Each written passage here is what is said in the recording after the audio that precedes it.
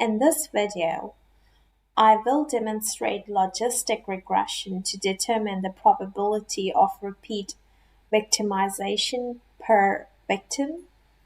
Logistic regression is a powerful statistical way of modeling a binomial outcome with one or more explanatory variables or independent variables.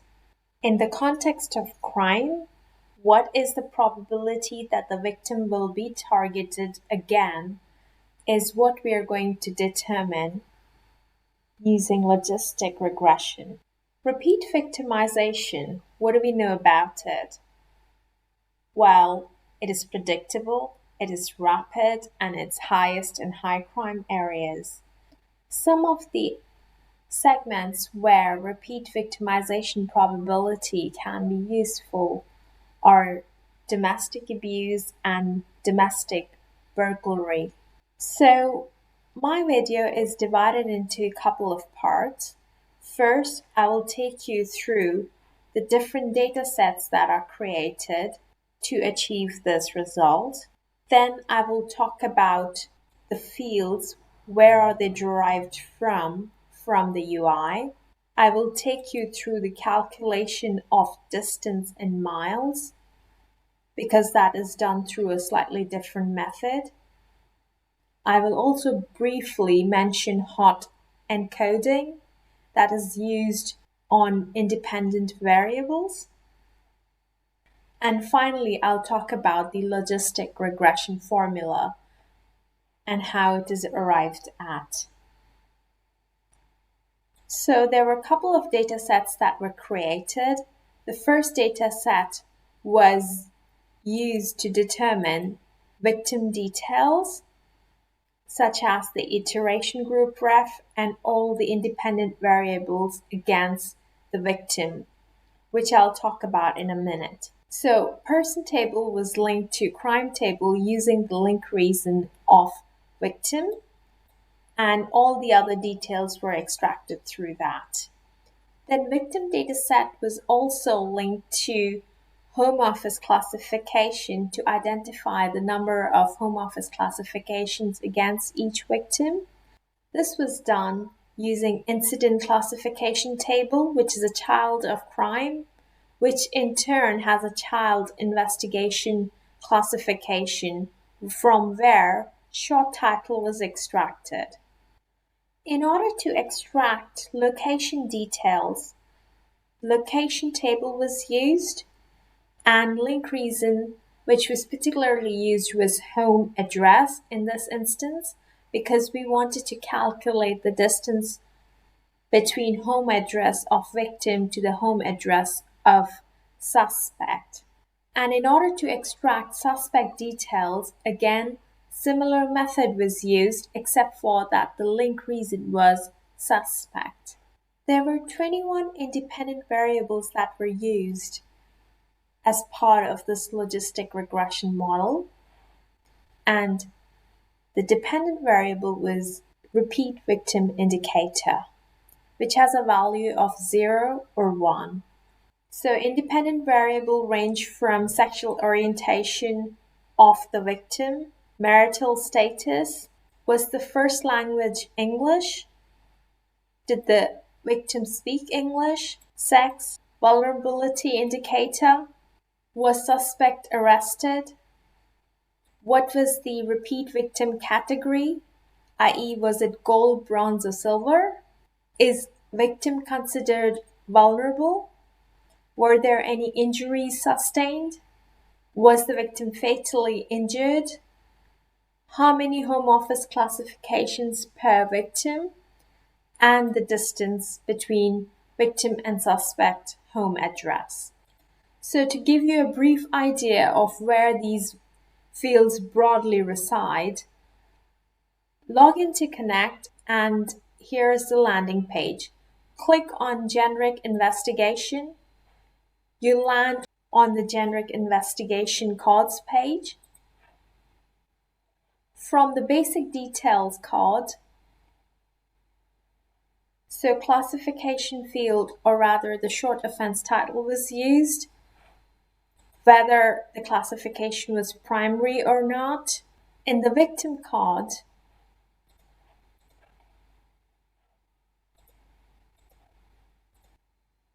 basic details of the victim such as gender, whether the victim is English speaking or not, what's the first language of the victim.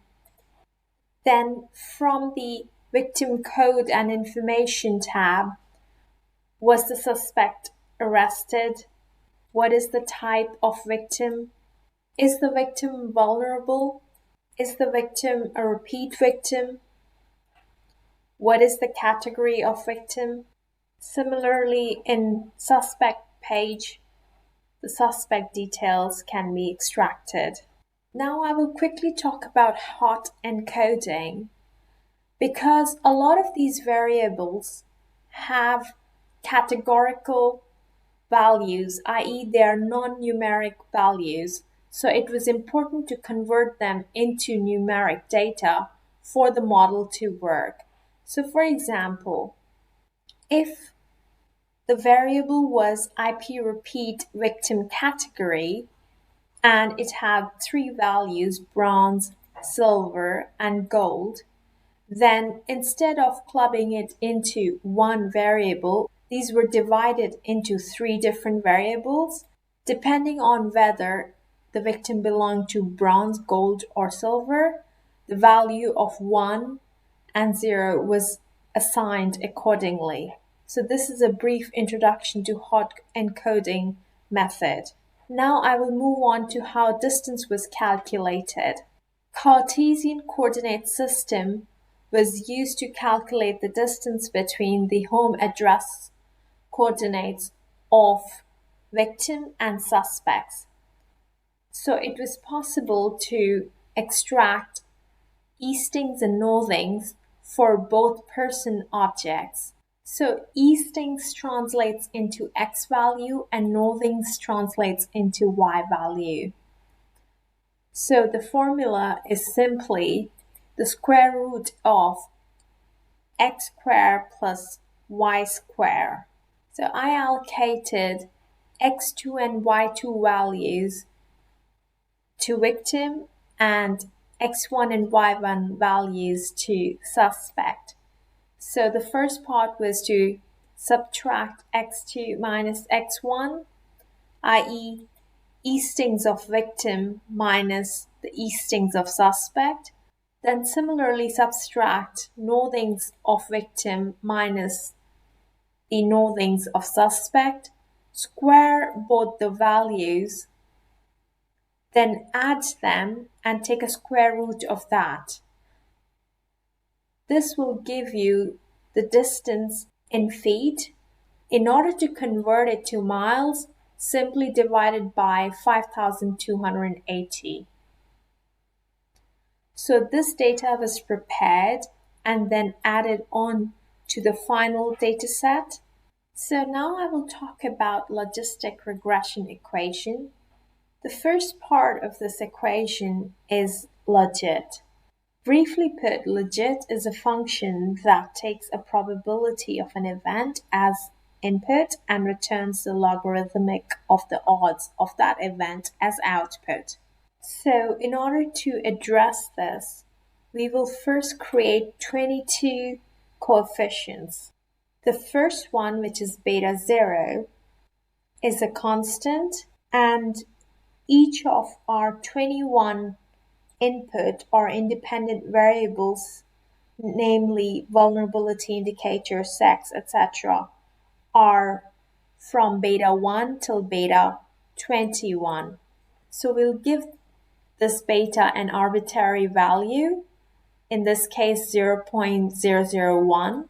Note, these values will be replaced by solver at a later stage. At this point, we will do this to work with the equation.